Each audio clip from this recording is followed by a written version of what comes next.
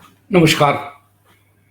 गोदरेज ॲग्रोव्हेट या नामांकित कंपनीतर्फे आज आपण फायदेशीर दूध व्यवसायासाठी गाई म्हशीतील वंध्यत्व निवारण याविषयी चर्चा करणार आहोत. आपल्या आवडीचा आणि जिव्हाळ्याचा विषय म्हणजे फायदेशीर दूध व्यवसाय.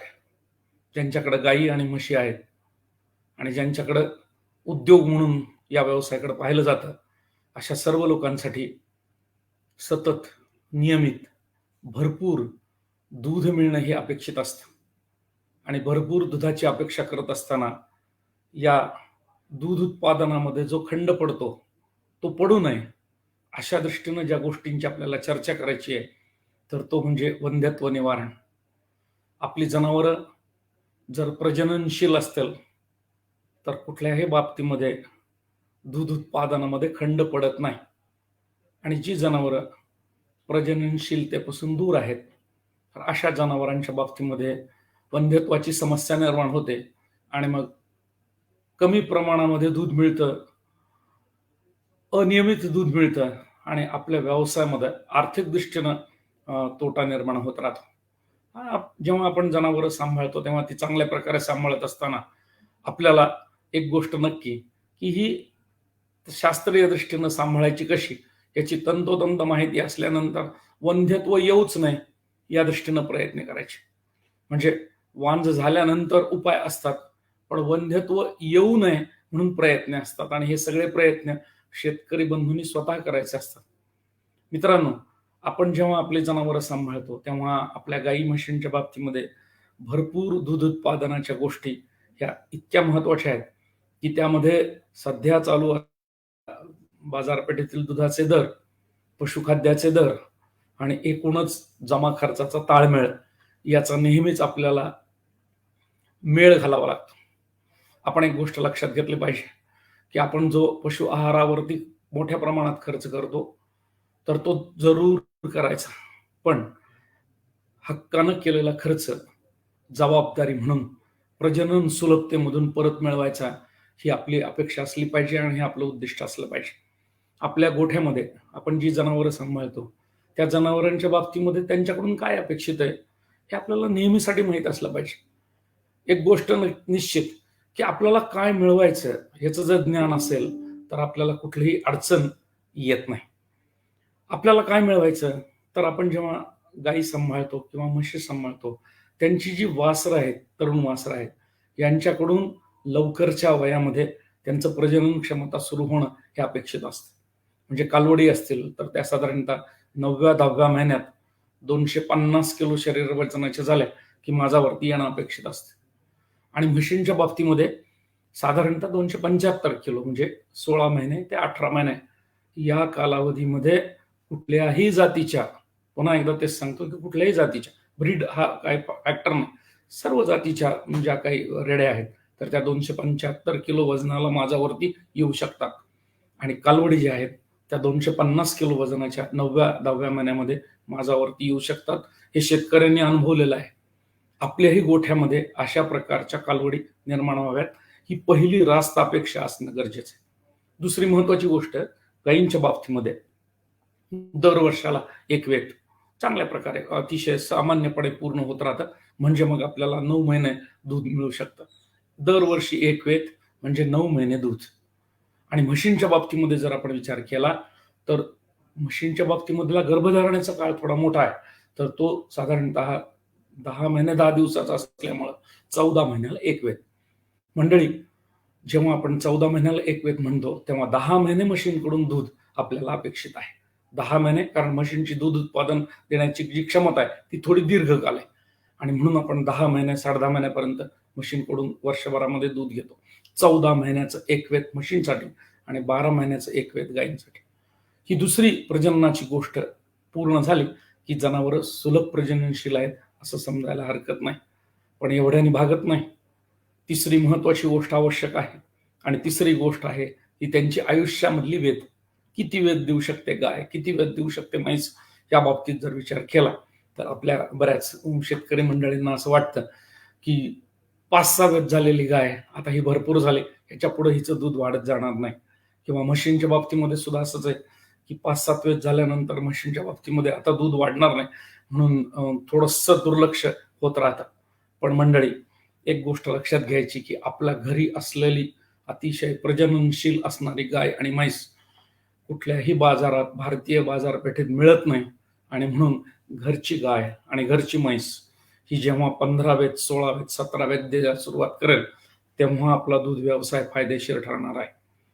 आणि ज्या दुधाच्या बाबतीमध्ये, उत्पादनाच्या प्रमाणाच्या बाबतीमध्ये आपण बोलत होतो, की भरपूर मिळावं, हे मिळाल्यानंतर जर दुधाचे दर मिळत नसतील, तर एक गोष्ट पुन्हा लक्षात ठेवण्यासारखी आहे, की बाजारपेठेतले दर आपल्या हातातले नाहीत. त्यासाठी आपल्या जनावरांचं दूध वाढवणं हे आपल्या हातात आहे. आणि ते किती वाढतं, किती वाढतं, आकाश ठेंगणं होईल इतकं वाढतं. आपल्या देशामध्ये 86 लिटर दूध उत्पादन देणाऱ्या एका संकरित गायीचा फोटो व्हॉट्सअपवरती आपल्याला सध्या व्हायरल होतोय, आपण जरूर बघा. 36 लिटर दूध देणारी म्हैस निली रावी जातीची, ही 2 वर्षापूर्वीची आहे. कदाचित आता 38 लिटर पर्यंत म्हशी गेल्या असतील. मग हे जर भारतातले उदाहरणं असतील आणि ते शेतकऱ्यांच्या दारातले असतील, तर ते प्रत्येक राज्यामध्ये, प्रत्येक ठिकाणी दिसू शकतात. आणि म्हणून दूध उत्पादन हे आपण जेवढी अपेक्षा करू तिथपर्यंत मिळत जातं. दुसरी एक महत्वाची गोष्ट, की हे सगळं करत असताना, ह्या ज्या गोष्टी आपल्याला मिळवत असताना, वंध्यत्वाचा कुठलाही परिणाम ह्या जनावरांना होऊ नये असं जर वाटत असेल, तर पहिला भाग प्रजननाचा, की कालवडी आणि वगारी माझावर येण्यासाठीचा. मंडळी, दररोजचं शरीर वजन, म्हणजे दर 10 दिवसाचं शरीर वजन हे कालवडी आणि वगारींच्या बाबतीमध्ये जर नोंद करत असाल, तर आणि तरच तुम्हाला 250 आणि 275 किलो वजनाला पहिला माज कालवडी आणि वगारींमध्ये दिसेल. आणि या सगळ्या गोष्टीसाठी फुकटचा सल्ला असा, की एकाही कालवडीला दोरी बांधू नका, एकाही वगाऱ्याला बांधून ठेवू नका, पळू द्या. भरपूर व्यायाम, आहार तर तुम्ही देतातच.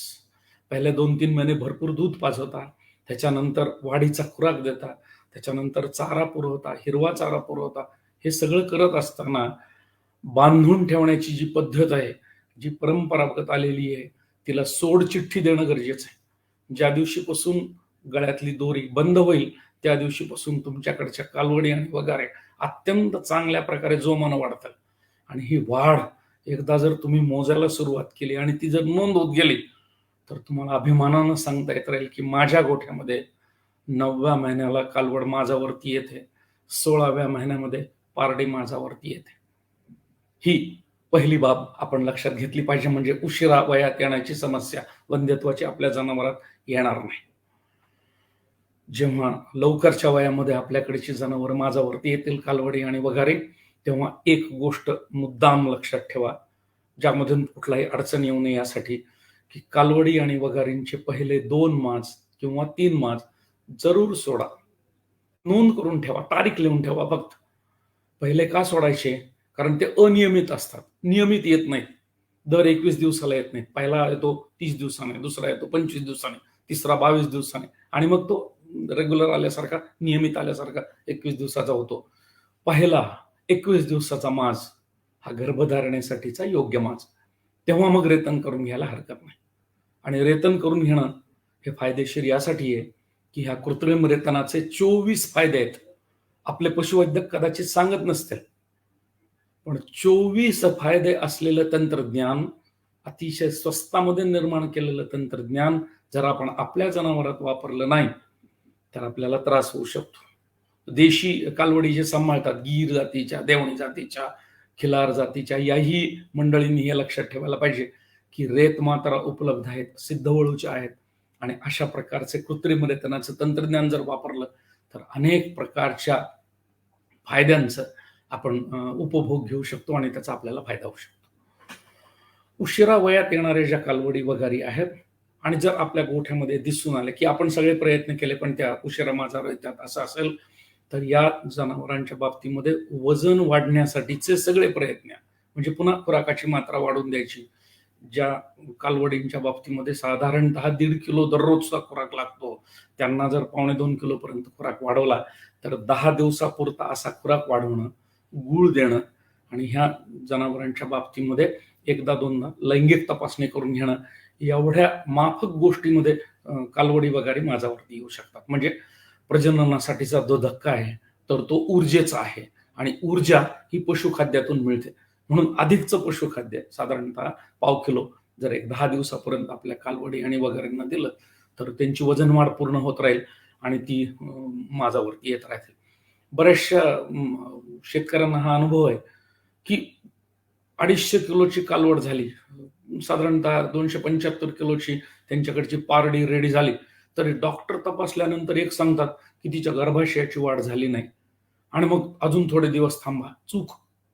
शरीर वजन जर 250 किलो झालेलं असेल आणि जर 275 किलोमध्ये हे जर रेडीमध्ये पारडीमध्ये दिसत असेल, थांबायची गरज नाही. गर्भाशयाची वाढ किती झाली याच्या असेसमेंटची गरज नाही, कारण तेव्हा ती गर्भाशयाची वाढ पूर्ण झालेली असते. इतर शरीराची वजन वाढ झाल्यामुळं गर्भाशयाची वाढ पूर्ण होते, तेव्हाच वजन हे 250 किलोचं आहे. आणि म्हणून कालवडी ज्या आहेत त्या 250 किलोच्या झाल्या की त्यांच्या पुन्हा गर्भाशयाची वाढ झालेली नाही, अशा प्रकारचा जो सल्ला चुकीचा मिळतो, त्यासाठी आपण आपला कालवडी नियमित माझाला म्हणजे दुसऱ्या तिसऱ्या माझाला भरवून घ्यायची आहे. वंध्यत्व निवारणातली पहिली गोष्ट मी आपल्याला सांगितली की जी गोष्ट सहज सुलभ आपल्या उपायाने आपल्याला घरच्या घरी अवलंबता येत राहते. दुसरी महत्वाची गोष्ट अशी की या जनावरांच्या बाबतीमध्ये ज्या उशीर झाला, साधारणतः 2 वर्ष झाली कालवड माझ्यावरती नाही आली किंवा एखादी पारडी असेल ती माझ्यावरती नाही आली, तर अशा जनावरांच्या बाबतीमध्ये पहिल्यांदा जंतनाशक. कारण बरेचदा पशुपालक पशुखाद्य देतात, हिरवा चारा देतात, पण पोटातले जंत जर ते चांगल्या प्रकारे पचवत असतील स्वतःसाठी तर खाऊ घातल्यानंतर शरीराला जनावरांचे ते मिळत नाही आणि म्हणून जंतनाशन करून घेणं गरजेचं आहे. आणि हे जंतनाशन करताना शेण तपासणी झाल्यानंतरच करायचं हे लक्षात घेणं गरजेचं आहे. आता आपण कमर्शियल आहोत, आता आपण व्यापारी दृष्टीनं जनावर सांभाळत आहोत, म्हणून 10 कालवडी असतील तर सरळ सरळ 10 कालवडीला जंतनाशन दिलं असं नाही करायचं.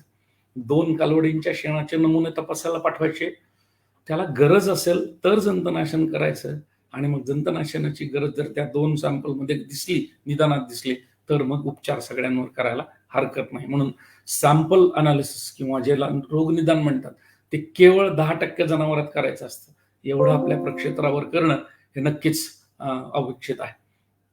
दुसरी महत्वाची गोष्ट, बऱ्याचशा जनावरांमध्ये आपल्याला असं दिसून येतं की रक्तक्षय किंवा अशक्तपणा, ज्याला आपल्याला ॲनिमिया आपण इंग्रजीमध्ये म्हणतो, तर अशा ॲनिमियाच्या बाबतीमध्ये जनावर माझ्यावरती येत नाहीत, म्हणजे कालवडी असोत किंवा वगैरे असोत. मग अशा प्रकारची जर जनावर असतील आणि त्यांना जर रक्ताची कमतरता असेल तर अशा जनावरांच्या बाबतीमध्ये आपण निश्चितच आधी पहिल्यांदा या अशक्तपणावरती आणि रक्ताचा जो दोष झालेला आहे त्याच्यावरती उपचार करून घेणं गरजेचं आहे. म्हणून उशिरा माझावरती येणाऱ्या कालवडी वगैरेंच्या बाबतीमध्ये रक्ताचे नमुने तपासून घेणं सोपी गोष्ट आहे. आता सगळ्या तालुका पातळीवरती रक्ताचे नमुने तपासून मिळतात. त्याच्यामधल्या ज्या रक्तपेशी आहेत, तांबड्या रक्तपेशी, त्यांचं प्रमाण किती आहे जर बघितलं तर आपल्याला बऱ्याचशा गोष्टी कळू शकतील. पांढऱ्या रक्तपेशींचं जर प्रमाण वाढलं असेल तर शरीरामध्ये काही दोष आहेत का किंवा काही आजारपण आहे का याची आपल्याला खात्री पटू शकेल. आणि म्हणून आपण रक्त तपासणी सुद्धा त्याच्याबरोबर जरूर करून घेत राहावी. तिसरी महत्वाची गोष्ट, जेव्हा आपल्याकडच्या कालवडी आणि वगैरे या चांगल्या प्रकारे जंतनाशन किंवा त्याच्याबद्दलचा बाकीचा सगळा उपचार करून माझ्यावरती येत नसतील, तेव्हा डॉक्टरांकडून झालेल्या तपासणीनंतर त्या याव्यात अशा दृष्टीनं 1-2 वेळेस तपासणी करून घेणं गरजेचं आहे. आणि काही कालवडी वय आणि वजन पूर्ण भरल्यानंतर आणि बाकीचे शरीराचे सगळे जे काही मापक आहेत ते सामान्य असल्याची डॉक्टरांना खात्री झाल्यानंतर हमखास माझावर आणण्याचं तंत्रज्ञान उपलब्ध आहे. हमखास हा ओजस रसांचा उपचार आहे, याचे कुठलाही दुष्परिणाम होत नाहीत. इंग्रजीमध्ये त्याला सिलेक्सिंग प्रोटोकॉल असं म्हणतात. या उपचार पद्धतीमध्ये स्त्री बीजांडांची वाढ घडवून आणणे आणि ती 7व्या दिवशी योग्य प्रकारे झालेली जी बीजांड आहेत तर त्या बीजांडांच्या माध्यमातून आपल्याला गर्भधारणा कृत्रिम रेतनाच्या माध्यमातून करून घेणे, असं ते तंत्रज्ञान आहे. माज निर्माण करायचा, तो घडवून आणायचा आणि तो योग्य वेळी त्याला कृत्रिम रेतन करायचं, अशा प्रकारचं तंत्रज्ञान आपल्याला वापरता येत राहतं. साधारणतः 400-500 रुपयाचा तो खर्च आहे, पण हमखास गर्भधारणा उशीर झालेल्या जनावरांमध्ये आपल्याला अवलंबता येत राहते. हा झाला आपल्या गायींच्या बाबतीमधला प्रश्न. दुसरा महत्वाचा भाग आहे की ज्या गायी आहेत, तर त्या गायी व्याल्यानंतर 60व्या दिवशी माझ्यावरती येणं अपेक्षित असतं. तर म्हशींच्या बाबतीमध्ये त्या 90व्या दिवशी माझ्यावरती येणं अपेक्षित असतं. 60व्या दिवशी गाय माझ्यावरती येणं म्हणजे व्याल्यानंतरच्या दिवशी. याच्या काळामध्ये तिची सुद्धा शरीर वजन वाढ दिसली पाहिजे. ज्या ज्या जनावरांचं शरीर वजन वाढत जातं ती माझ्यावरती येतात, आणि ज्या ज्या जनावरांचं शरीर वजन कमी कमी होत जातं त्यांचं असलेलं माझंच चक्र बंद होत राहतं. म्हणून व्याल्यानंतर सुद्धा पुन्हा एकदा शरीराला टेप, आणि तो जो साधा टेप कोणी आपण घरी बघू शकतो, अशा प्रकारचं वजन जरी काढलं तरी चालतं. मंडळी, शरीर वजनाच्या नोंदी व्याल्यानंतर जर ठेवल्या तर आपल्याला एक गोष्ट लक्षात येत राहील की या जनावरांच्या बाबतीमध्ये कुठलाही उपचार न करता ती आपोआप 60 दिवसानंतर माझ्यावरती येत राहते. 30 दिवस गर्भाशय पूर्वस्थितीत यायला लागतात. पुढचे 30 दिवस ही प्रजननाची विश्रांती असते, आणि 60 दिवस झाले की गाय माझ्यावरती येते. अनेक संकरित गायी 45व्या दिवशी माझ्यावरती येतात. अनेक म्हशी 40व्या दिवशी माझ्यावरती आलेल्या मी स्वतः पाहिलेल्या आहेत. याचा अर्थ असा आहे की प्रसूतीनंतर कुठल्याही प्रकारची अडचण येणार नाही इतका सक्षम प्रकारचा आहार त्यांना मिळत असतो. आणि म्हणून झालेली शरीराची झीज भरून काढणारा आहार, दूध उत्पादन वाढीसाठीचा आहार जर त्या जनावरांना मिळत असेल आणि तो दुधाच्या प्रमाणात असेल तर सुंदर अशा प्रकारे ते जनावर माझ्यावरती येत राहतात. 60व्या दिवशी जी गाय माझ्यावरती आली, किंवा म्हशींच्या बाबतीत आपण 90 दिवसानंतर एक्सपेक्ट करतो, अपेक्षित करतो की ती माझ्यावरती यावी म्हणून, 3 महिन्यानंतर म्हैस माझ्यावरती येणं अपेक्षित करतो. अशा बाबतीमध्ये जर एखादी गाय किंवा एखादी म्हैस 60व्या दिवशी आणि 90व्या दिवशी माझ्यावरती आली तर भरवायची नाही. वंध्यत्व निवारणाच्या मधला हा सगळ्यात महत्वाचा सल्ला आपण लक्षात ठेवावा की पहिला माज हा वगळणीचा माज, सोडून द्यायचा माज, न भरवायचा माज. याचं कारण असं आहे, तो तपासणीचा माज आहे. या तपासणीमध्ये 2 गोष्टींची तपासणी शेतकरी बंधूंनी स्वतः करायची आहे, आणि नुसती करायची नाही तर ती लिहून ठेवायची. पहिली गोष्ट, आपली गाय किती वेळ माझ्यावरती राहते, 36 तास, 30 तास, 48 तास, 24 तास, जे काही असेल तर त्याची नोंद करणं गरजेचं आहे. म्हणजे पुढच्या माझाला योग्य वेळी कृत्रिम रेतन होईल. आज माझ्यावरती आलेलं जनावर किती तास माझ्यावरती राहणार आहे हे शेतकऱ्याला माहीत नसताना डॉक्टर येतो, कृत्रिम रेतन करतो, आणि बस जनावर भरून जातो. याने गर्भधारणा होत नाही. म्हणून किती वेळ जनावर माझ्यावर राहतं हे जर लक्षात राहिलं तर पुढच्या माझाला 3ऱ्या टप्प्यामध्ये कृत्रिम रेतन होईल, आणि एकाच रेतनामध्ये गर्भधारणा होईल. हा झाला पहिला भाग, किती वेळ जनावरांचा माज हे लिहून ठेवायचा भाग. दुसरा भाग, आपले डोळे सक्षमपणे माजाचा बळस पाहणारे असले पाहिजेत, आणि त्याचं निरीक्षण अचूक करणं गरजेचं आहे. धुरकट आला, पांढरट आला, पांढरे धागे असणार आला, पिवळट माज आला, तर अशा जनावरांच्या बाबतीमध्ये मागच्या प्रसूतीच्या वेळेस म्हणजे 2 महिन्यापूर्वी झालेली एकूण काळजी कमी आहे, पूर्ण झालेली नाही, त्याच्यामध्ये कमतरता राहिलेली आहे, किंवा उपचार पूर्ण झाला तरी सुद्धा गर्भाशयाचं पूर्वस्थितीत येणं आणि मध्ये असणारं वातावरण हे निरोगी झालेलं नाही हे लक्षात घेतलं तर आपल्याला या माजाला, म्हणजे जे पहिला 60व्या दिवशीचा माज येतोय तेव्हा उपचार करायला त्याचा फायदा होत राहतो.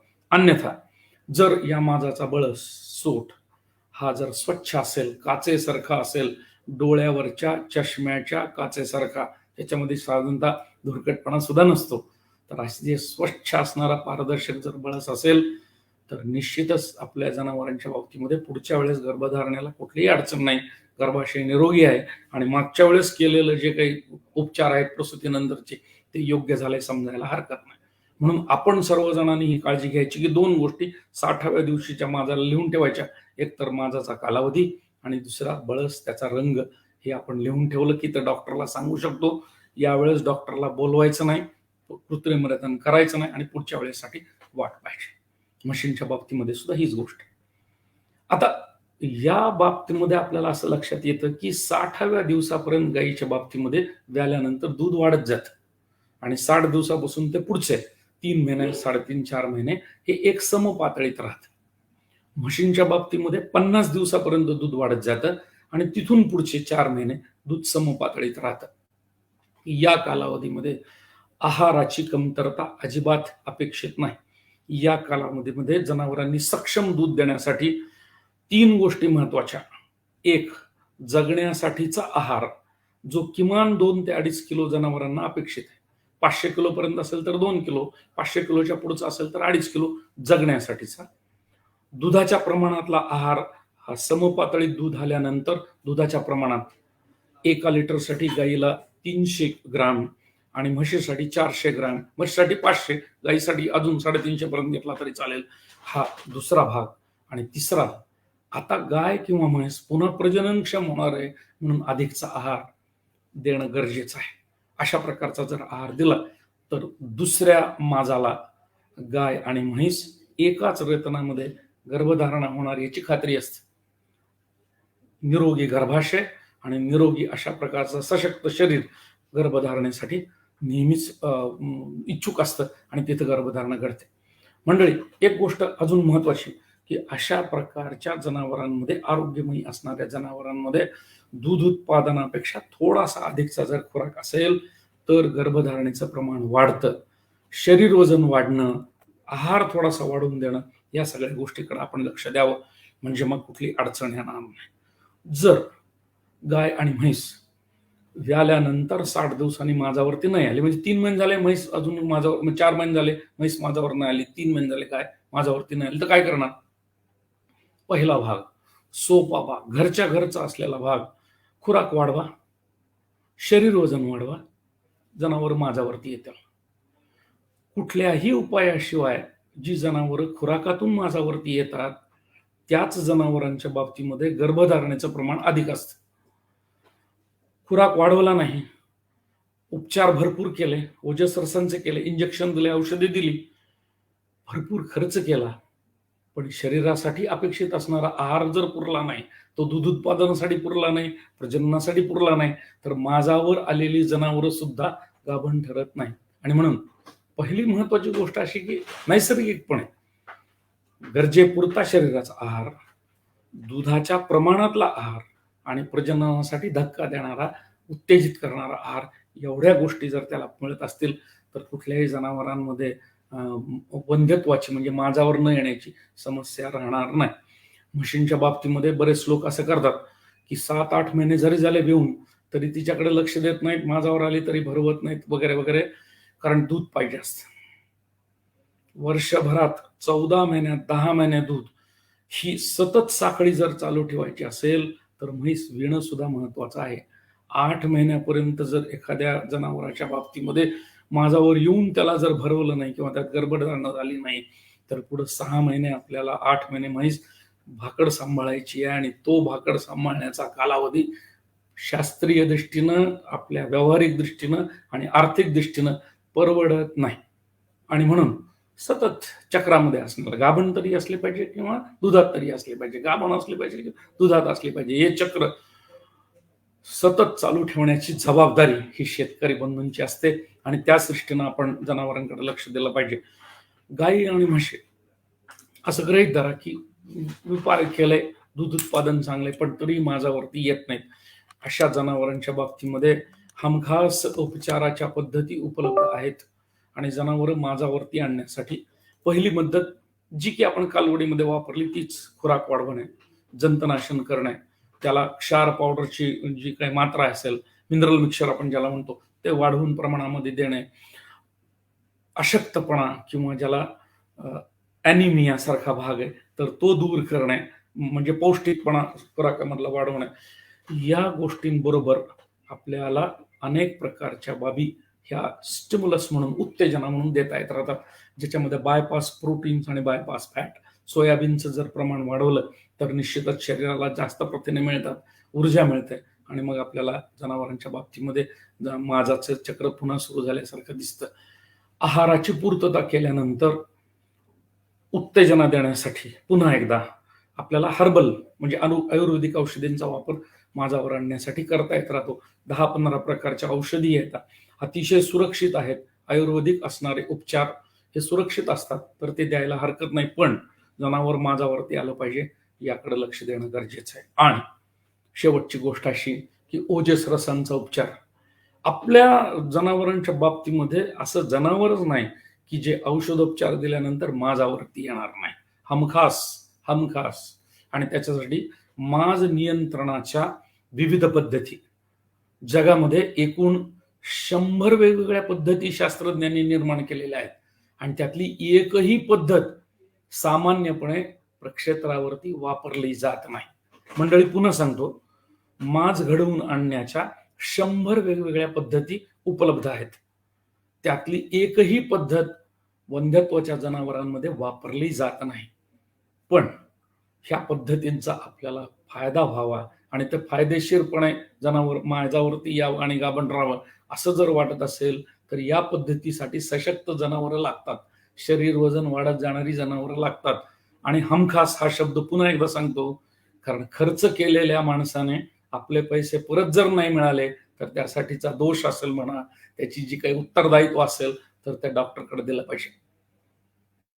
म्हणून अशा प्रकारे ओजस रसांच्या उपचारातून सशक्त जनावरांच्या बाबतीमध्ये हमखास माझ्यावरती आणण्याचे उपचार पद्धती उपलब्ध आहेत. ओव्हिसिंग प्रोटोकॉल आहे आणि अशा प्रकारचे 100 उपचार पद्धती आहेत. आपले डॉक्टर जेवढे कौशल्यपूर्वक हे जनावर माझ्यावरती आणू शकते, गायीसाठी नाही, म्हशीसाठी सुद्धा, दोन्ही प्रकारच्या जनावरांमध्ये हमखास, पुन्हा एकदा सांगतो, हमखास आपल्याला जनावर माझ्यावर आणता येतात. खर्च जो आहे तो फारसा 700-750 रुपयापेक्षा जास्तीचा नाही. 8-10 दिवसाचा खर्च झाला की जनावर माझ्यावरती येत राहतात. म्हणून माझाचा अभाव असणाऱ्या जनावरांमध्ये अशा प्रकारचा उपचार करता येत राहतो.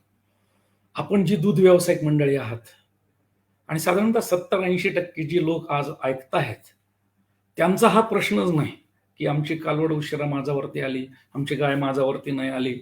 तुमचा एक प्रश्न मला नक्की माहिती आहे आणि तो आहे, गाय तर माझ्यावरती येते सर, पण ती उलटते, गाभण राहत नाही आणि सतत उलटते, आता त्याला काय करायचं? प्रचंड अडचणीमध्ये असणारा पशुपालक केवळ पशुवंध्यत्वाच्या याच दृष्टीनं परेशान आहे. महाराष्ट्रात आहे, राज्यात आहे आणि देशात सुद्धा आहे. यासाठी सगळ्यात महत्वाची गोष्ट, आपल्या व्यवस्थापन पद्धतीमध्ये आपण जनावरांच्या बाबतीमध्ये बदल करून घेतले पाहिजेत आणि ते बदल परदेशाप्रमाणे असले पाहिजेत, कारण त्याच्यामध्ये शास्त्र आहे. यातली पहिली गोष्ट सांगतो की कोरडा गोठा आणि मोजा नोटा. जे गोठे कोरडे आहेत, जे गोठे सूर्यप्रकाशानं कोरडे होतात, ज्या गोठ्यामध्ये सूर्यप्रकाश येतो, ज्या गोठ्यामधल्या जमिनीवरती कोरडेपणा आहे, तिथली जनावरं कुठल्याही प्रकारची उलटण्याची प्रक्रिया न दाखवता, वंध्यत्व न दाखवता चांगल्या प्रकारे नियमितपणे गाभण ठरतात. पण बऱ्याचशा महाराष्ट्रामधल्या गोठ्यामध्ये 24 तास पाणी, 24 तास पाणी आणि भरपूर पाण्याचा वापर चालू असल्यामुळं या पाण्यामध्ये रोग जर निर्माण होते, पाण्यामध्ये रोग वाढतात, जंतूंची वाढ होते आणि असे वाढ झालेले जंतू गर्भाशयात आणि कासेमध्ये दोन्हीकडे एकदा प्रवेश करते झाले की ते औषधोपचाराने लवकर बरे होत नाहीत. हा औषधोपचाराचा खर्च आजच्या भीतीला 10,000च्या पुढे गेलेला आहे. इतक्या मोठ्या प्रमाणामध्ये औषधोपचार केल्यानंतर दूध जी घट होते ती पुन्हा पहिल्यासारखी होत नाही. आणि म्हणून सोपा प्रतिबंधात्मक उपाय कोरडा गोठा आणि मोजा नोटा. ज्या ज्या शेतकऱ्यांनी कोरडा गोठा तयार केलेला आहे त्यांच्याकडं उलटण्याचं प्रमाण कमी आहे. पश्चिम महाराष्ट्रामधला शेतकरी आणि जो व्यावसायिक शेतकरी आहे तो कौशल्यपूर्वक काम करतो आणि म्हणून आपल्या राज्यामध्ये गोठ्याच्या वरती असणारं छत हे जाड प्लास्टिक यांनी जर आच्छादन करून घेतलं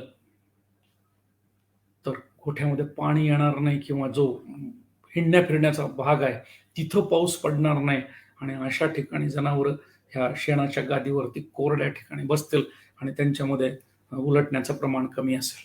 म्हणून गर्भाशयामध्ये कुठल्याही रोगजंतूंचा प्रभाव होऊ नये यासाठी प्रतिबंधात्मक उपाय आहे. एखाद्या जनावरांमध्ये किंवा एखाद्या गाई म्हशीमध्ये जर गर्भाशयामध्ये जर काही रोगजंतूंचा प्रसार झाला तर तो बाहेर पडण्यासाठी पहिली नामी युक्ती आपल्या घरच्या लेवलला किंवा घरच्या प्रमाणात अशी एक मास सोडून द्यायचा, भरवू नका ना. एखादा बळस जर खराब दिसत असेल तर भरवू नका. त्यावेळेस रक्त प्रवाह जो वाढलेला आहे त्याच्यामुळे पांढऱ्या रक्तपेशी वाढतात प्रजनन मार्गामध्ये, आणि मग रोगजंतू कमी व्हायला मदत होत राहते. एखादा मास सोडून पहा. दुसरी गोष्ट, अशा जनावरांच्या बाबतीमध्ये आपल्याला जर उपचार करायचे असतील तर हे उपचार डॉक्टरांच्या सल्ल्याने जर केले तर गर्भाशयामध्ये काही औषधी सोडावे लागतात आणि ती 3-4 दिवस सतत द्यावी लागतात. एकच दिवस गर्भाशयाचं मुख उघडं असतं, पुढचे 2-3 दिवस मानेतून इंजेक्शन द्यावे लागतात. त्याचाही आपल्याला उपचार करता येत राहील. मात्र कुठल्या रोगजंतूंचा प्रादुर्भाव झालाय हे माहीत नसताना बाजारात उपलब्ध असलेलं कुठलं तरी औषध खूप सगळ्या जंतूंवर प्रभावी होतंय म्हणून वापरणं आणि खर्च करणं पूर्ण चुकीचं आहे. प्रत्येक गोष्टीमध्ये मानवी उपचारामध्ये आता सध्या निदान झाल्याशिवाय डॉक्टर एकही प्रिस्क्रिप्शन लिहित नाहीत, एकही चिठ्ठी लिहित नाहीत. म्हणून आपल्याला विनंती आहे की जर आपली गाय किंवा म्हैस बळस खराब असल्यामुळे जर उलटत असेल तर तिच्या बळसाची तपासणी प्रयोगशाळेमधून करून घेणं हे आपलं आद्य कर्तव्य आहे. तिथं आपली व्यावसायिकता जपली जाईल आणि मग योग्य प्रकारच्या औषधींची तिथं निदान झाल्यामुळं किंवा त्याची निदान झाल्यामुळं आपल्याला तशा प्रकारचे औषधोपचार डॉक्टर करतील. तर बळसाची तपासणी करण्याचा प्रयोग शेतकरी बंधू करत नाहीत. 6-6 वेळेस उलटली, 8-8 वेळेस उलटली म्हणून सांगणाऱ्या पशुपालकांनी दुसऱ्या-तिसऱ्या वेळेस उलटणाऱ्या जनावरांच्या बळसाची आधी तपासणी करावी आणि मगच त्याच्यात औषधोपचाराला पुढची परवानगी द्यावी. तर वंध्यत्व निवारणाची बाब पूर्ण होत राहील. मंडळी, बऱ्याचशा गाई म्हशींच्या बाबतीमध्ये आपण असं बघतो की माजाच्या काळामध्ये गर्भाशय स्वच्छ असताना सुद्धा बरेचसे वंध्यत्वाचे प्रश्न निर्माण होतात आणि मग गर्भधारणा फेल ठरते. त्यातला पहिला भाग असा आहे की अंड वेळेवर सुटत नाही, म्हणजे स्त्रीबीज वेळेवर सुटत नाही. मान्य, ज्या जनावरांमध्ये स्त्रीबीज वेळेवर सुटत नाही त्याच्यामध्ये आपण औषधोपचार करू शकतो. चांगल्या प्रकारचा औषधोपचार बाजारामध्ये उपलब्ध आहे आणि ज्या वेळेस अंड सुटण्याची प्रक्रिया घडते त्याला संकलन व्हावं अशा दृष्टीनं कृत्रिम रेतन करता येत राहतं. पण माजाचा कालावधी पशुपालकाला माहीत असणं गरजेचं आहे. पहिली गोष्ट. गायींच्या बाबतीमध्ये काही अडचणी मोठ्या प्रमाणात आणि वेगळ्या आहेत की संकरित गायी ज्या दूध उत्पादनाच्या बाबतीमध्ये 30 लिटरच्या पुढे जातात त्यांचा माज 3-4 दिवस राहतो. अशा जनावरांचा माज दुसऱ्या दिवशी संपावा म्हणून पहिल्याच दिवशी ओजस रसांची इंजेक्शन देऊन स्त्रीबीज सुटणारा ओजस रस, ज्याला ल्युटिनेझिंग हार्मोन म्हणतात, तर तो शरीरांतर्गत असणारा प्रमाणात असला तरी तो सुटत नाही. शरीरात आहे पण तो योग्य वेळी बाहेर पडत नाही. म्हणून बाहेरच्या ओजस रसांच्या प्रभावातून तो सोडला जाण्यासाठी प्रयत्न करणारी औषधं पहिल्या दिवशी जर दिली तर दुसऱ्या दिवशी जनावरांच्या बाबतीमध्ये स्त्रीबीज सुटेल आणि आपल्याला त्याच वेळेस कृत्रिम रेतन करून जनावरांची गर्भधारणा करता येत राहील. तिसरी महत्वाची गोष्ट अशी की काही गायींमध्ये पहिल्या दिवशी मास दिसतो, 1-2 दिवस मास झाल्यानंतर गाय पुन्हा मास सोडून देते आणि सरळ सरळ 3ऱ्या-4थ्या दिवशी पुन्हा मास दिसतो. म्हणजे मध्ये जो 1-2 दिवसाचा कालावधी दिला त्यामध्ये का नाही दिसला मास, तर अंड सुटतच नाही, गाय थकलेली असते, माजाची लक्षणं बंद करते आणि मग पुन्हा मास सुरू करते. अशा जनावरांच्या बाबतीमध्ये पुढच्या टप्प्यामध्ये सुद्धा कृत्रिम रेतन करून घेणं गरजेचं आहे. ही गोष्ट आपण लक्षात ठेवावी. अंड उशिरा सुटण्यामुळे गर्भधारणा होत नाही. नेहमीसाठी लक्षात ठेवण्यासारखी गोष्ट अशी की वेळेवरती अंड सुटणं ही गरजेची गोष्ट आहे आणि ती डॉक्टर आणि पशुपालक या दोघांच्या समन्वयातून योग्य प्रकारे पूर्ण होऊ शकते. म्हणून गर्भधारणा जर व्हायची असेल त्यामध्ये 25% सहभाग हा पशुपालकांचा आहे आणि हा 25% जरी सहभाग 25% आपण म्हणत असलो तरी त्याचं गर्भधारणेत रूपांतर होण्यासाठी प्रभाव मात्र 100% आहे. 4 घटक गर्भधारणेसाठी गरजेचे, एक तर गाय, तिच्यासाठी वापरलेली रेतमात्रा, तिसरा भाग पशुपालक ज्याने माज ओळखला आणि योग्य वेळी रेतनाची व्यवस्था केली आणि चौथा कृत्रिम रेतन करणारा. यांची जबाबदारी 25%, 25%, 25% नाही, ती 100%, 100%, 100% आणि 100% आहे. तरच 100% गर्भधारणा होते. एखादा घटक कमी असला तर गर्भधारणा होत नाही, हे आपण लक्षात ठेवलं पाहिजे. पुढची महत्वाची गोष्ट आहे संकरित गायींच्या बाबतीमधली अशी की गाय 3ऱ्या महिन्यामध्ये 4थ्या महिन्यामध्ये गाभण असताना पुन्हा माजाची लक्षणं दाखवते आणि 2 महिन्यापूर्वी 1.5 महिन्यापूर्वी तपासून घेतलेली गाय पुन्हा माझ्यावरती आल्यानंतर आपल्याला धक्का बसतो. अरे, तपासून घेतलेली होती, डॉक्टरने लिहून दिलेलं आहे, तरी सुद्धा पुन्हा माझ्यावरती आली. येऊ शकते. पण अशा जनावरांच्या बाबतीमधल्या गर्भधारणा चालू असताना जो माज दिसतो, त्या माजाच्या बाबतीमध्ये अंड सुटत नाही, लक्षणं मात्र असतात. लक्षणं, गायीच्या माजाची 30 लक्षणं आहेत आणि लक्षणं नेहमी खोटी असतात. म्हणून तुमच्या गोठ्यामध्ये जर गाय माझ्यावरती आली तर ती माझ्यावरती आली असं न म्हणता माझ्यासारखी लक्षणं दिसत आहेत, डॉक्टर तिची खात्री करा, हे योग्य ठरते. तुम्ही पाहता ती लक्षणं आणि लक्षणं खोटी असू शकतात, म्हणून ह्या खोटेपणावरती खात्री करण्यासाठी डॉक्टरांची तपासणी गरजेची असते. खात्री होण्यासाठी डॉक्टरांकडे उपाय असतात आणि त्यांना माहीत असते की कुठल्या गोष्टीमध्ये जनावरांचा माज आहे तर तो काळ योग्य आहे. अशा प्रकारची खात्री केली की मग मात्र रेतन करता येणं सोपं होत राहतं. मंडळी, आपल्या एकही जनावरांमध्ये केलेलं रेतन हे वाया जाणार नाही. आणि आता आपण लिंगवर्धित रेतमात्रा, जास्त दूध उत्पादक वळूंच्या रेतमात्रा, म्हशींच्या बाबतीमध्ये हरियाणामधून आणलेल्या रेतमात्रा, ज्यांच्या किमती ह्या वाढलेल्या आहेत, तेव्हा एकेका रेतमात्रेची किंमत चुकवत असताना माझाच्या बाबतीमधली खात्री आणि कुठल्याही प्रकारचा अडथळा येणार नाही याची खात्री आपण स्वतः करून घेणं गरजेचं आहे. एकूणच पशुप्रजननाची क्रिया ही जनावरांच्या दृष्टीनं जेव्हा घडते तेव्हा त्यांना पूर्ण सपोर्ट, सहाय्यक असणं गरजेचं असतं. शरीराला प्रजननाची देणं घेणं नसतं, उलट शरीर टाळत असतं. जाऊ द्या, एखाद्या जनावराला असं वाटत असतं की नाही गाभण ठरलो ना, बरं झालं, तर निवांत झालं.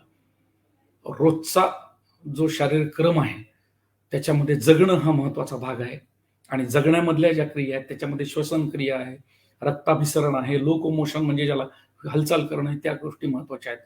आणि म्हणून शरीरामध्ये दिलेल्या खाद्याचा उपयोग सगळ्यात शेवटी जर कोणत्या क्रियेसाठी होत असेल तर तो प्रजनन क्रियेसाठी होत राहतो. तुम्ही खाद्य देता दुधासाठी, दुधाचा भाग हा प्रजननाच्या अलीकडचा. आधी दूध उत्पादनासाठी त्याचा उपयोग होतो, पण त्याची परिपूर्ती जर झाली तरच प्रजनन घडतं. आणि म्हणून ज्या जनावरांच्या बाबतीमध्ये वेळेवरती माझ्यावर येण्याची लक्षणं दिसतात आणि जी जनावरं वेळेवरती माझ्यावरती येतात त्या गोठ्यामध्ये पशु आहाराची कमतरता नाही असं समजायला हरकत नाही. आपल्या गोठ्यामध्ये जनावरांचा पशु आहार कमी नाही हे ओळखायचं असेल तर एकच, कालवड 9व्या महिन्यात माझ्यावरती यावी, गाय गेल्यानंतर 60 दिवसांनी माझ्यावरती यावी आणि मग दूध उत्पादन मोठ्या प्रमाणात होत राहतं. एक गोष्ट सगळ्यात महत्वाची की आपण जी जनावरं सांभाळतो ती जर नियमित प्रजननाच्या चक्रामध्ये असतील तर आपल्याला फायदा होत राहतो.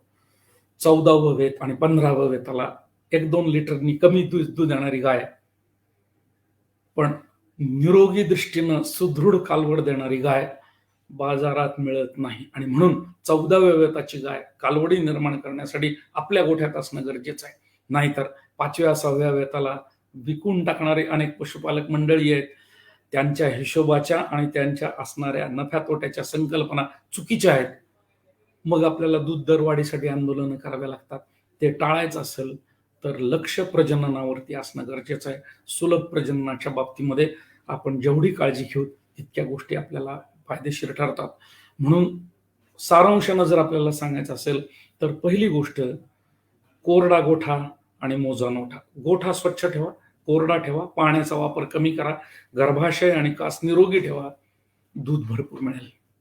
दुसरा भाग, जनावरांना जो आहार देत आहात तर तो आहार दुधासाठी आणि प्रजननासाठी मिळण्यासाठी तो परिपूर्ण प्रमाणात मिळणं गरजेचं आहे. तो जर कमी प्रमाणात पडला तर दूधही कमी होईल आणि प्रजनन तर दिसणारच नाही, म्हणजे माज दिसणारच नाही.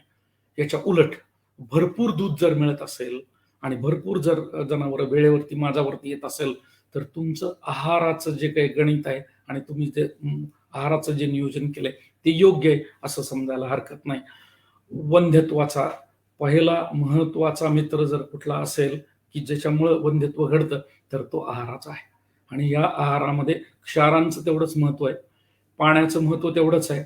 24 तास उपलब्ध असलेलं गोठ्यातलं पाणी, जे की खाली सांडत नाही पण प्यायला मिळतं, ते अपेक्षित आहे.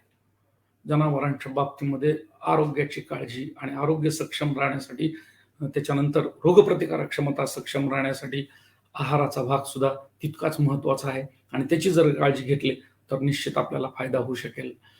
आपल्या मनामध्ये बऱ्याचशा शंका आल्या असतील की हे जे काही आहार आणि वंध्यत्व निवारणाच्या बाबी आपण चर्चा केल्या, या बाबींच्या बाबतीमध्ये जर आपल्याला काही अडचणी वाटत असतील तर त्या तात्काळ निवारण केल्या पाहिजेत. आणि ह्या निवारणासाठी आपल्याला बऱ्याचशा यंत्रणा आहेत की जसं आज आपण वेबिनार घेतला, इतर जवळचे डॉक्टर आहेत त्यांच्याशी चर्चा केली किंवा इतरही माध्यमातून आपण ही माहिती सतत मिळवली पाहिजे. पण गोठ्यामधलं प्रजननाचं चक्र हे नियमित चालू राहत राहील आणि सतत आणि नियमितपणे गोठ्यामध्ये कालवडी आणि वगारींची निर्मिती होत राहील. याबरोबर भरपूर दूध उत्पादन मिळेल याची खात्री बाळगावी. प्रत्येक गोठा हा पंजाब सारखा झाला पाहिजे, म्हणजे गाय असो किंवा म्हैस असो. भरपूर दूध उत्पादन आणि जास्त दूध उत्पादन असल्यामुळे जनावराला त्या प्रजननाला कुठलाही अडथळा नाही. असं एक म्हणतात की जास्त दूध देणारी गाय असेल तर तिचं प्रजनन कमी असतं, म्हणजे तिचे वेद कमी होतात, ती लवकर माझ्यावरती येत नाही. चूक चूक चूक. जितकी जास्त दूध देणारी गाय तितकी ती प्रजननासाठी उपयुक्त गाय, तितकी ती सुलभ गाय. जितकी म्हैस चांगल्या दुधाची तितकी तिचं प्रजनन चांगलं. म्हणून हा चांगलेपणाचं जे चक्र आहे तर ते आपण लक्षात घेणं गरजेचं आहे. आणि अशा प्रकारे जर आपण जनावरांचा सांभाळ केला तर निश्चितच आपल्याला फायदा होत राहील. आपल्या मनामध्ये असणाऱ्या ज्या शंका आहेत त्या तुम्ही जर कॉमेंट बॉक्समध्ये किंवा या पद्धतीमध्ये जर विचारल्या तर त्याचं निराकरण सुद्धा आपल्याला चांगल्या प्रकारे करता येत राहील. मला असं वाटतं की आपले स्वतःचे अनुभव जास्त महत्वाचे. हे अनुभव आपण शेअर करणं किंवा सांगणं आणि त्याबद्दलचं निराकरण करून घेणं, या गोष्टी जर आपण केल्या तर आपल्याला निश्चितच या दूध व्यवसायामध्ये फायदा होत राहील. धन्यवाद.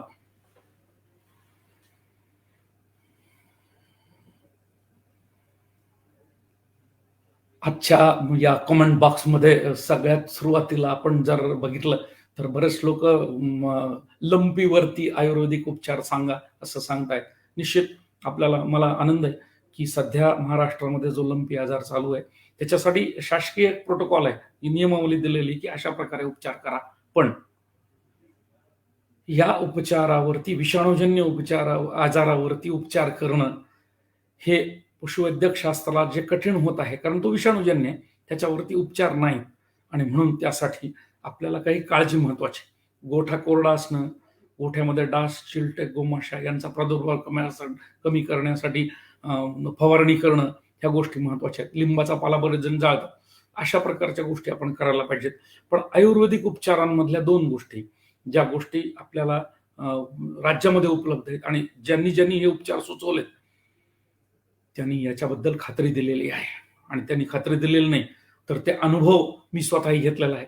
त्या बाबतीमध्ये आपण व्हॉट्सअप नंबरवर जर संपर्क साधला तर तुम्हाला ते उपचार मला सांगायला आनंद वाटेल. कारण इलेक्ट्रो होमिओपॅथी आणि आयुर्वेदिक उपचार यातून असलेल्या औषधी ह्या लंपी आजारावरती बऱ्याचशा प्रमाणात प्रतिबंधात्मक म्हणून आणि उपचारात्मक म्हणून उपयोगी ठरलेले आहेत. त्याचा वापर आपण जोड म्हणून, डॉक्टर जे करतायत त्याच्याबरोबर जोड म्हणून करायला हरकत नाही आणि ते आपल्याला व्हॉट्सअपवरती नक्कीच करता येत राहील.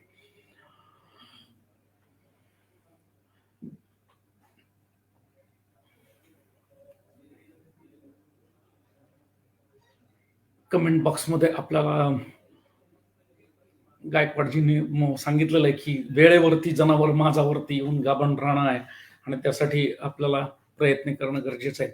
तर वेळेवरती माझ म्हणजे कालवडी आणि वगैरेंच्या बाबतीमधला जे काही आपण ठरवून ठेवलेलं असेल उद्दिष्ट, तेव्हा त्या जनावर माझावरती येणं. आणि गाई म्हशींच्या बाबतीमधलं जे आपण उद्दिष्ट ठरवले तर ते जागतिक पातळीवरच आहे, सर्वांसाठी सारखंच आहे. 60व्या दिवशी गाय आणि 90व्या दिवशी म्हैस, अशा प्रकारे आपलं नियोजन आपल्याला निश्चितच करता येऊ शकेल.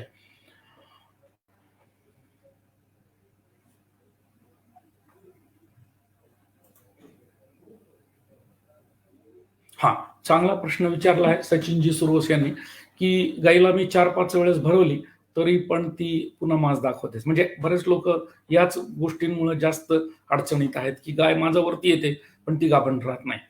दोन गोष्टींमध्ये वर्गीकरण साधारणतः पशुवैद्यकाकडून केलं जातं. एक, शरीर क्रियेमध्ये काही दोष आहेत का, आणि दुसरा शरीर जे आहे प्रजनन संस्था त्याच्यामध्ये रोग निर्मिती आहे का किंवा रोग निर्माण झालाय का.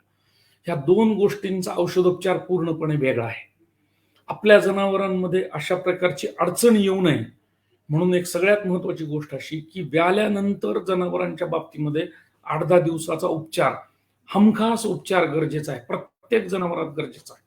प्रत्येक जनावरांमध्ये व्याल्यानंतरचा उपचार गरजेचा आहे. म्हणजे व्यालेल्या जनावरांच्या बाबतीमध्ये एकदा का वासरू आणि वार बाहेर पडले की त्याच्यामध्ये आपण केलेल्या उपचारातून गर्भाशय पूर्व स्थितीत येतं आणि निरोगी स्थितीत तयार होत राहतं. हे करणारा उपचार 90% शेतकरी बंधू करत नाहीत.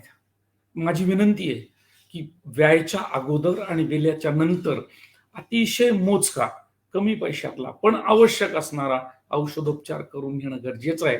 आणि त्याच्या प्रकारची जी सविस्तर माहिती आहे की गाय आटवणं, त्याच्यानंतर खुराक वाढवणं, त्याच्यानंतर क्षार पावडर सुरू करणं, त्याच्यानंतर अ, ड आणि ई जीवनसत्वाची रोगप्रतिकारक क्षमता वाढवण्यासाठी इंजेक्शन देणं, वार अडकू नये म्हणून विण्यापूर्वी आयुर्वेदिक उपचार करणं, वियाच्या अगोदर 10 दिवस गूळ देऊन शरीरामध्ये ऊर्जा वाढवणं, ही एक हा एक टप्पा. आणि पुढच्या टप्प्यामध्ये व्याल्यानंतर व्यालेल्या जनावरांचं गर्भाशय लवकर स्वच्छ व्हावं म्हणून पुन्हा आयुर्वेदिक औषधींच्या 2 बाटल्या पाजवणं, गर्भाशयामध्ये गोळ्या सोडणं, वेदना असतातच, प्रसूतीनंतरच्या काळा असतात, त्याच्या वेदना असतात, स्नायू थकलेले असतात, म्हणून वेदनाशमक उपचार करणं, याच्यासाठी आपण प्रयत्न केले पाहिजेत. आणि हे सगळे प्रयत्न करण्यासाठीचा 1,000-1,500 रुपयांचा उपचार प्रत्येक व्यालेल्या गाई म्हशीत जर झाला तर पहिल्या माझाचा बळस आपल्याला स्वच्छ दिसेल आणि मग उलटणार नाही. आपल्याला विनंती आहे की आपल्या ज्या दिवशी गाय माझावरती येईल त्या दिवशी किती वेळ माझावरती राहते आणि तिचा बळस कशा प्रकारचा आहे याची जर व्हॉट्सअपवरती माहिती दिली तर आपण ही गाय योग्य उपचारातून गाभण करता येत राहील. काय प्रश्न? मिनरल मिक्सचर कोणतं चांगलं आणि त्याची पद्धत काय असं विचारलंय. फार चांगला प्रश्न आहे. मिनरल मिक्सचर म्हणजे क्षार पावडर, आणि क्षार पावडर मध्ये साधारणतः 7 जे आहेत तर ते मोठे क्षार आहेत आणि जे बाकीचे क्षार आहेत 22-23 तर ते सूक्ष्म क्षार आहेत. प्रकारच्या क्षारांची कमतरता हे वंध्यत्वासाठी वंध्यत्व निर्माण करू शकते. आपल्या दूध उत्पादक जनावरांच्या बाबतीमध्ये दररोज 50 ते 70 ग्रॅम एवढी क्षार पावडर देणं गरजेचं आहे. आपल्या गायी 20 लिटर पर्यंतच्या जर असतील तर त्यांना बाजारामध्ये उपलब्ध असणाऱ्या क्षाराच्या पावडर द्यायला हरकत नाही, पण ते नियमित देणं गरजेचं आहे. बाजारामध्ये चिलेटेड असतात आणि आपला प्रश्न कदाचित चिलेटेड मिनरल्सच्या बाबतीमधला आहे की ज्यांच्या बाबतीमध्ये त्यांचं शोषण हे पोटामधून होत राहतं आणि त्याच्यावरती प्रक्रिया केलेली असते, थोडेसे महाग असतात. चिलेटेड क्षार गरजेचे आहेत पण ते 20 लिटरपेक्षा जास्त दूध उत्पादक गायींसाठी, 15 लिटरपेक्षा जास्त म्हशींसाठी, त्यापेक्षा कमी असेल तर साधी क्षाराची पावडर गरजेची असते तर ती देत राहायची. चिलेटेडचा वापर हा अधिक दूध उत्पादन देणाऱ्या जनावरांसाठी करता येत राहील. वैभव पाटील साहेबांनी प्रश्न विचारलेला आहे की गाय दर 10 दिवसाला मास दाखवते. अत्यंत चांगला प्रश्न आहे, अत्यंत चांगला प्रश्न. गाय आणि ती सुद्धा संकरित गाय 10 दिवसाला मास दाखवते. त्याचं कारण असं आहे की स्त्रीबीज तयार होण्याचं जे चक्र आहे स्त्रीबीज अंडातलं ते 10 दिवसाचं असतं. पहिले स्त्रीबीज तयार होतात, 10 तयार होतात, त्यातलं एक सुटतं. त्या दिवशी जर कृत्रिमर्तन केलेलं असेल तर गाय गाभण ठरू शकते. पुढच्या 10 दिवसांनी पुन्हा दुसरं चक्र असतं आणि जी गाय गाभण ठरली तिच्यामध्ये सुद्धा पुन्हा हे चक्र चालू राहतं आणि पण अंड सुटत नाही 10व्या दिवशी. 10व्या दिवशी कोणता 10वा दिवस? मग पहिल्यांदा कृत्रिमर्तन ते खरं का आज 10 दिवसाला गाय माझ्यावर आली ते खरं? हा प्रश्न पशुपालकाला आणि अनेक पशुवैद्यकांना पडतो. म्हणजे तुमची त्यात काही चूक नाही. एक गोष्ट आपण लक्षात ठेवायची, आपल्याकडे येणारे डॉक्टर जर तज्ज्ञ असतील तर त्याच्याबद्दलचं निर्मूलन ते लगेच करतील, शंका दूर करतील. माझाच्या दिवशी फक्त स्त्री बीजांड असतं. हाताला पोळल्यानंतर येणारा फोड असा फक्त एकच दिवस तो माझाच्या दिवशी दिसतो.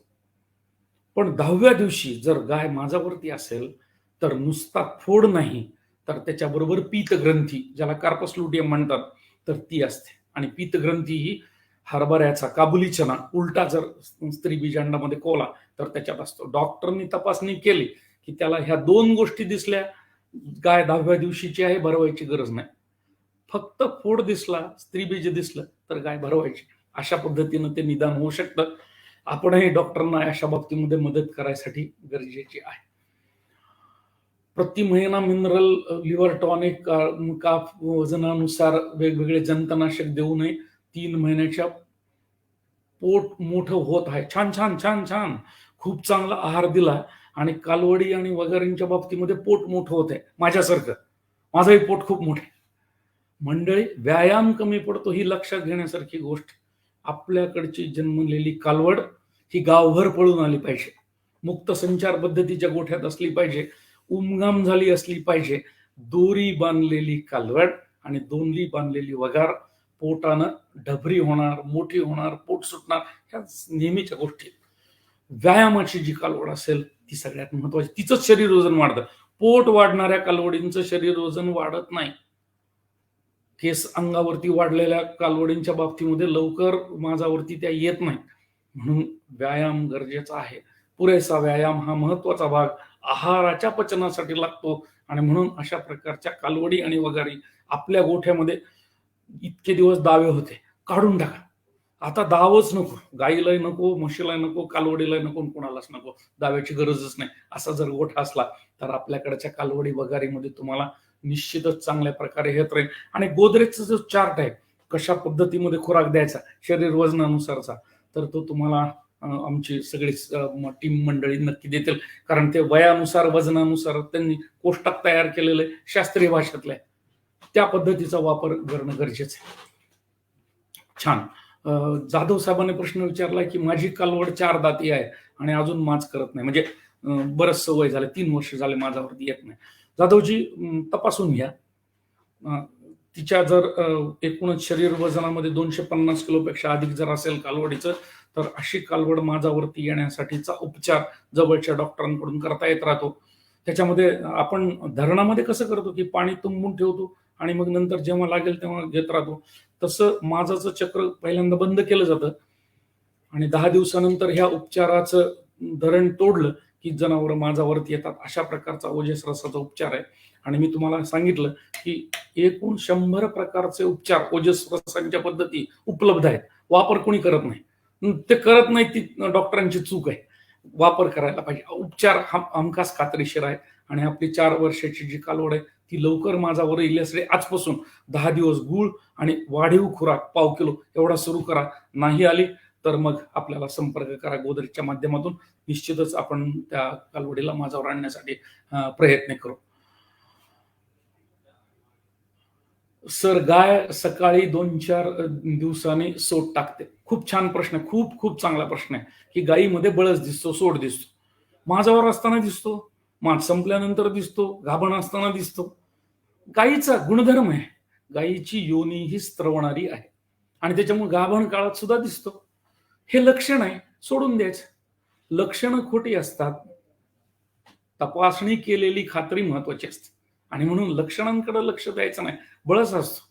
फार मोठ्या प्रमाणात असेल तर मात्र त्याची दखल घेणं गरजेची असते.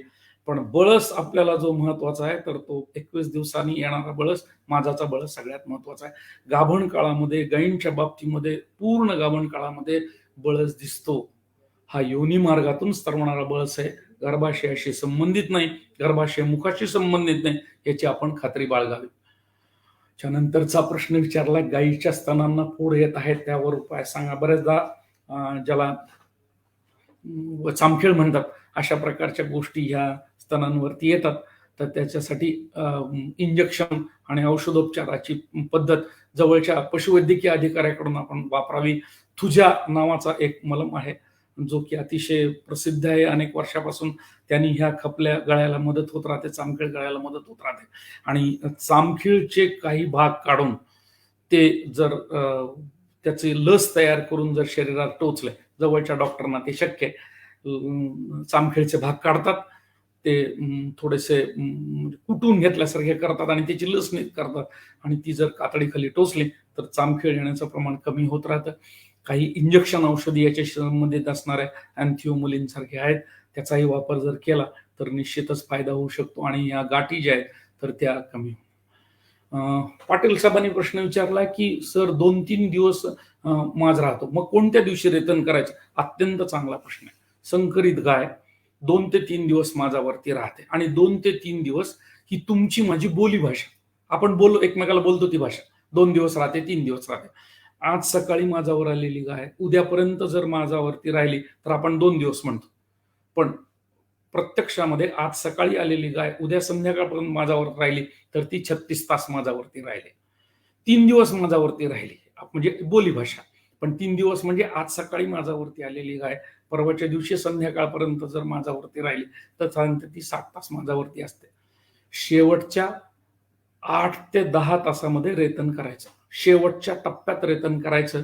मग कारण अंड सुटण्याची प्रक्रिया माज संपल्यानंतर 8 ते 10 तासांनी होते, म्हणून 8 ते 10 तास अगोदर हे कृत्रिम रेतन करणं गरजेचं. आणि याच्यासाठी एक माज सोडायचा आहे. आपण जो एक माज सोडला, एक माजाचा खर्च तुमचा किती आहे?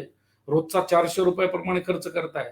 21 दिवसाचं तुम्ही जर हे जे निरीक्षण ठेवलं तर 8,000 रुपये खर्च सहन केलाय. तो कशासाठी केला? हे 2 निरीक्षणं नसतील तर त्या एक माज सोडण्याला कुठलाही अर्थ नाही. आणि म्हणून शेवटच्या 12 तासाची लक्षणं लक्षात ठेवण्यासाठी आपण एक माज सोडलेला आहे, 8,000 खर्च केले, ह्याची जर जाणीव झाली तर योग्य वेळी रेतन करता येत राहील. सर गाय व्यालेली आहे पण एका सडाला जखम झालेली आहे, गाय उठबस करताना झाली, असं बरोबर आहे. फरशी जर असली, जर कोबा असला तर अशा प्रकारच्या जखमा होतात. वरतून जर मलम लावला आणि जर पिशवी करून बांधली त्याला तर त्याच्यावर माशी बसणार नाही. आणि चांगल्या प्रकारच्या अँटीसेप्टिक मलम बाजारात उपलब्ध आहे, त्याचा आपण वापर करा म्हणजे ती जखम लवकर बरी होत राहील. दूध मध्ये पाण्याचंच प्रमाण असतं आणि म्हणून जखम बरी होत नाही. आपण हे जो गोष्ट लक्षात घ्या की पाण्याचं ते जे प्रमाण आहे ते तिथून जंतू संसर्ग होऊ नये म्हणून अँटीसेप्टिक जे ऑइंटमेंट आहेत तर ते आपण जरूर लावावेत, काय प्रश्न आहे. सर गायी कधी कधी पाना देत नाही आणि पाना देण्यासाठी खूप त्रास देते, बरोबर. ज्या देशी गायी येतात त्यांचा पाना सुटत नाही लवकर, अशा गायींच्या बाबतीमध्ये बाजारामध्ये मिल्क आउट नावाचं औषध आहे, फार चांगलं औषध आहे. शतावरी, अश्वगंधा ह्या ज्या गोष्टी आहेत आपल्याला ज्या परंपरागत ज्ञानातून आलेल्या आहेत त्याचाच वापर करून केलेल्या औषधामध्ये त्याचा वापर करा.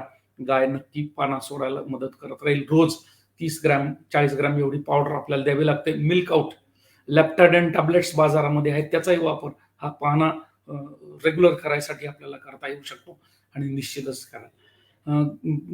योगेशजींनी विचारलं की गाय पातळ डिस्चार्ज टाकते, म्हणजे जो बळस आहे तर तो पातळ येत राहतो.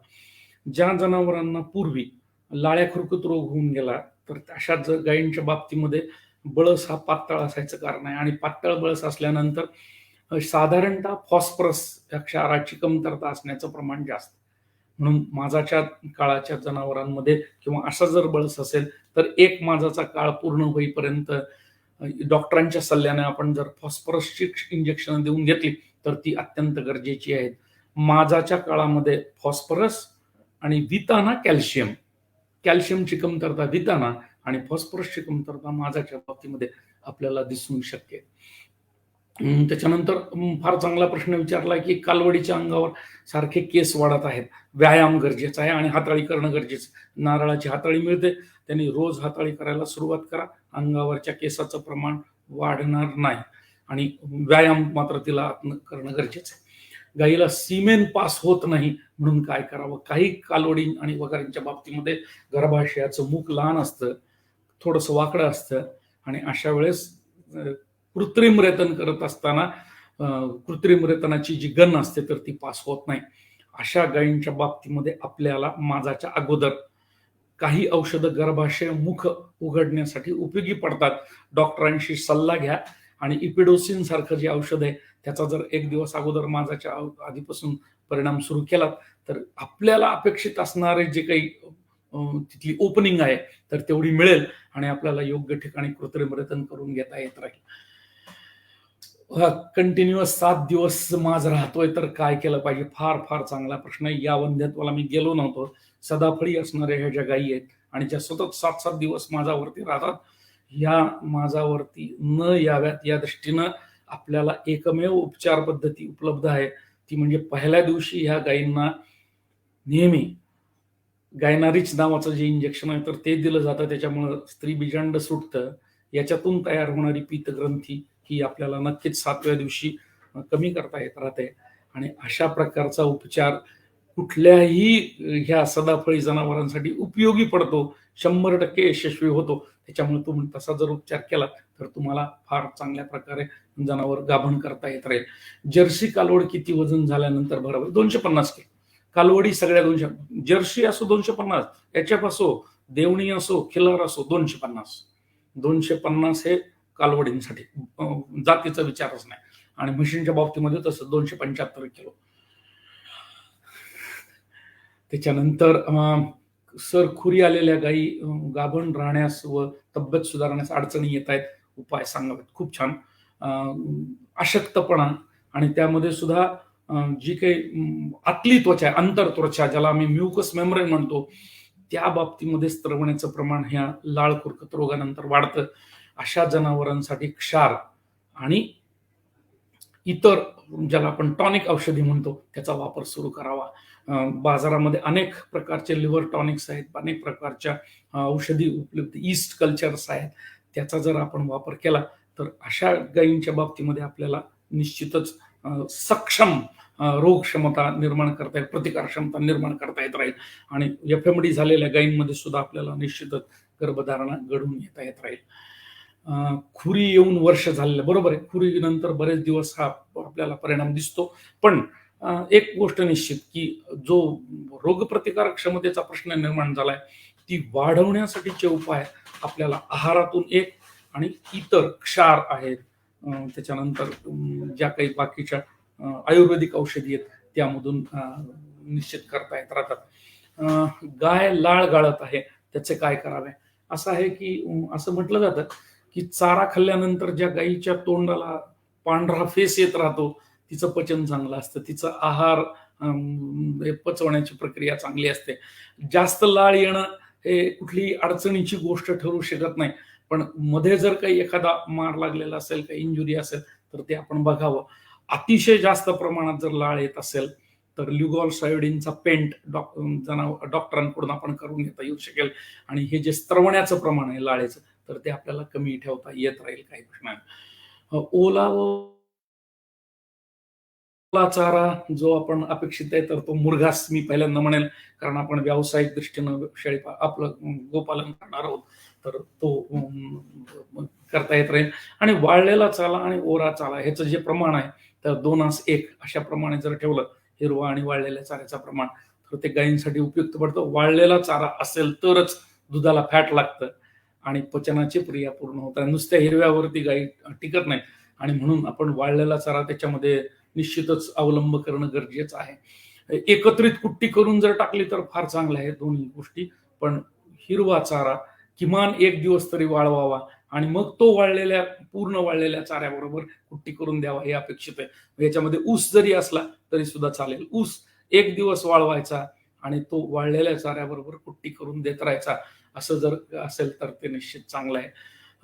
निखिलजी यांनी प्रश्न विचारलाय, विदर्भामध्ये इम्पोर्टेड सिमेंटचा किती मर्यादित वापर करावा यावर विस्तृत मार्गदर्शन करा. असं आहे की लिंगवर्धित रेत मात्रा जेव्हा आपल्याला अपेक्षित आहेत तेव्हा मंडळी एक गोष्ट लक्षात ठेवा की गाय तेवढी सक्षम आहे का याचा पहिल्यांदा विचार करा. 20 लिटर 25 लिटरच्या पुढे गायी असतील तर सेक्स सॉर्टेड सिमेंट म्हणजे लिंगवर्धित रेत मात्रा वापरा.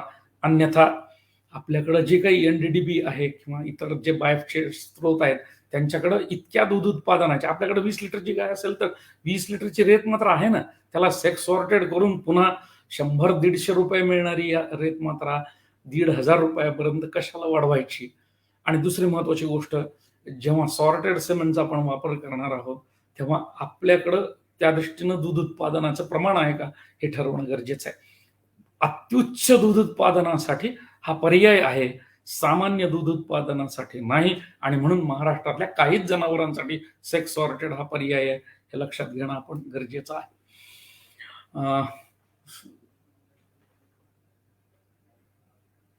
राईट.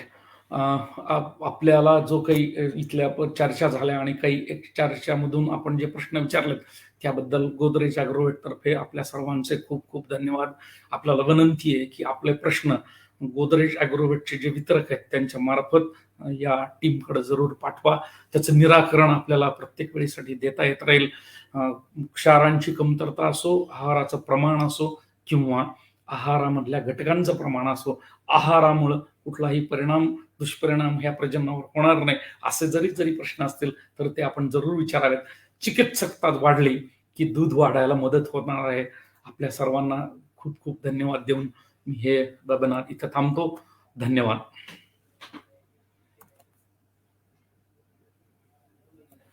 जेवढं विचाराल तेवढं लोक विचारत राहतात. कॅल्शियम